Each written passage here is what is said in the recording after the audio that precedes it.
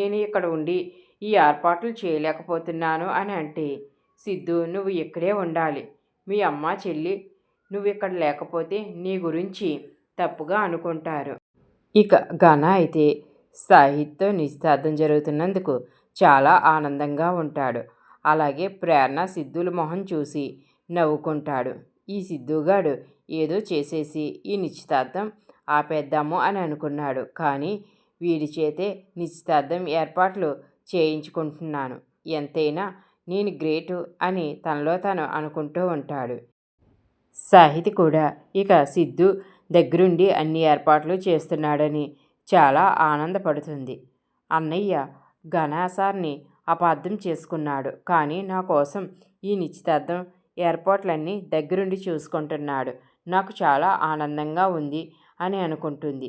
మంజు కూడా సిద్ధు ఆవేశపడిపోయి ఎక్కడ ఈ నిశ్చితార్థం చెడగొడతాడో అని అనుకున్నాను. కానీ సిద్ధు ఈ నిశ్చితార్థం ఏర్పాట్లు చేస్తూ ఉంటే నాకు చాలా ఆనందంగా ఉంది.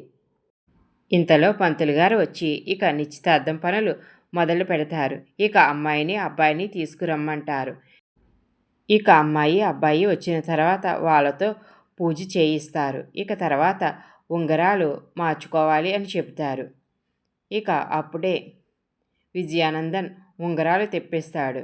ఇక సిద్ధు నా చేతుల్లో ఏమీ లేదు, పరిస్థితి చేయి జారిపోతుందని చాలా టెన్షన్ పడిపోతాడు. ప్రేరణ కూడా ఈ నిశ్చితార్థం ఆగిపోతే బాగుండు అని అనుకుంటుంది. ఇంతలో ఆపండి అని రంజిత్ అంటాడు. ఇక విజయానందన్, సిద్ధు, ప్రేరణ, మంజు అంతా కూడా ఇక రంజిత్ వైపు చూస్తూ ఉంటారు. ఇక ఘన కూడా రంజిత్ వైపు చూస్తూ ఉంటాడు. ఇంతలో రంజిత్ వెనక నుంచి భానుమతి వస్తుంది. ఇక భానుమతిని చూసి ఘన అయితే చాలా షాక్ అయిపోతాడు. ఇక ఘనాకి మాట రాదు. ఇక ఈశ్వరి కూడా భానుమతిని చూసి టెన్షన్ పడిపోతుంది.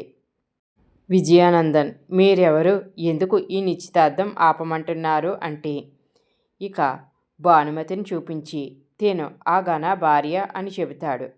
ఇక ఆ మాటతో అక్కడ ఉన్న వాళ్ళంతా షాక్ అయిపోతారు. ఇక సిద్ధు, ప్రేరణ కూడా ఘనాకి పెళ్ళి అయిపోయిందా అని చాలా షాక్ అవుతారు. సాహితి అయితే ఏంటి సార్, ఏం మాట్లాడుతున్నారు, ఘనాసార్కి పెళ్ళి అవడం ఏంటి, ఈవిడ ఘనాసార్ భార్య ఏంటి అని అడుగుతుంది. ఇక రంజిత్, అవునమ్మా, తిను నా అక్క కూతురు భానుమతి. ఈ ఘన భానుమతి మెడలో పచ్చని పందిట్లో తాళి కట్టాడు. ఇప్పుడేమో నీతో నిశ్చితార్థానికి రెడీ అయిపోయాడు అని రంజిత్ చెప్పగానే సాహితి, ఏంటి సార్, మీకు ముందే పెళ్ళయిందా అని అంటే ఇక భానుమతి, అవును, తను నా భర్త, తను నన్ను మోసం చేశాడు, నాకు తెలియకుండా ఇప్పుడు నీతో నిశ్చితార్థాలు చేసుకుంటున్నాడు. చెప్పు ఘన, నాకు అన్యాయం చేయడానికి నీకు మనసు ఎలా ఒప్పింది అంటూ భానుమతి ఘనాన్ని నిలదీస్తుంది.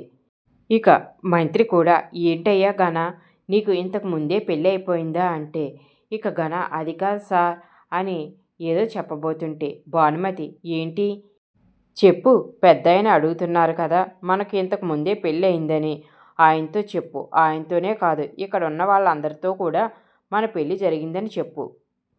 చూశారు కదా ఫ్రెండ్స్, ఘన మొదటి భార్య భానుమతి రావడంతో ఇక సాహితీతో నిశ్చితార్థం ఆగిపోతుంది. ఇలాంటి మరికొన్ని వీడియోస్ కోసం మా ఛానల్ ఇప్పుడే సబ్స్క్రైబ్ చేసుకోండి. Thanks for watching.